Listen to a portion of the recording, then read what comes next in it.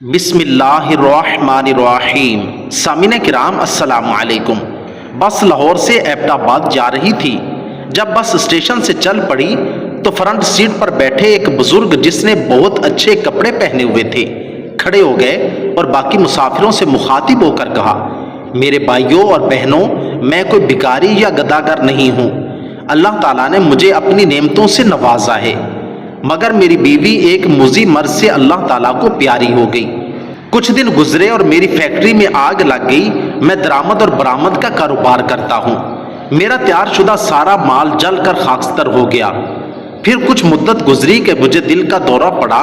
رشتہ داروں نے جب یہ محسوس کیا کہ اس کے برے دن آنے لگے ہیں تو انہوں نے ہم سے رابطہ منقطع کر لیا۔ ڈاکٹروں نے میرے بچنے کی ضمانت کم ہی دی ہے۔ میری یہ جوان بیٹی ہے، اس کا کوئی وارث نہیں رہے گا۔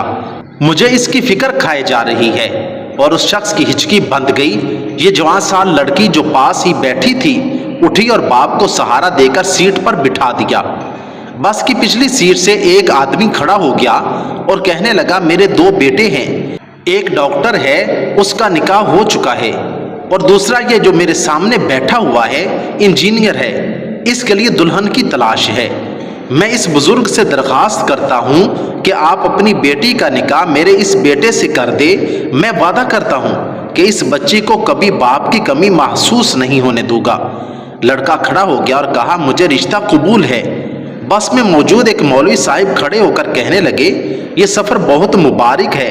نکاح جیسا مقدس عمل ہو جائے وہ بھی سفر میں، اس سے اچھی بات کیا ہوگی؟ اگر لوگوں کو اعتراض نہ ہو تو میں نکاح پڑھا دوں۔ سب کہنے لگے، ماشاءاللہ، سبحان اللہ، الحمدللہ وغیرہ وغیرہ، اور مولوی صاحب نے نکاح پڑھا دیا۔ ایک اور صاحب کھڑے ہو گئے اور کہنے لگے، میں چھٹی پہ جا رہا تھا، اپنے گھر والوں کے لیے لڈو لیے تھے، مگر اس مبارک عمل کو دیکھ کر سمجھتا ہوں کہ لڈو ادھر ہی تقسیم کر دیں۔ اس نے دلہن کے باپ کو مخاطب کرتے ہوئے کہا۔ دلہن کے باپ نے ڈرائیور سے کہا، ڈرائیور میاں 5 منٹ کسی جگہ بس روک دینا تاکہ سب مل کر منہ میٹھا کر لیں۔ ڈرائیور نے کہا، ٹھیک ہے بابا جی۔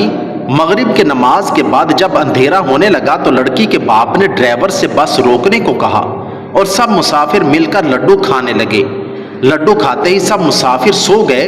ڈرائیور اور کنڈکٹر جب نیند سے جاگے تو اگلی صبح کے 8 بجے تھے، مگر دلہن اور دلہا، ان کے 2 باپ، مولوی صاحب اور لڈو بانٹنے والا بس سے غائب تھے۔ اتنا ہی نہیں بلکہ کسی مسافر کے پاس نہ گھڑی، نہ چین، نہ پیسے، بلکہ کچھ بھی نہیں تھا۔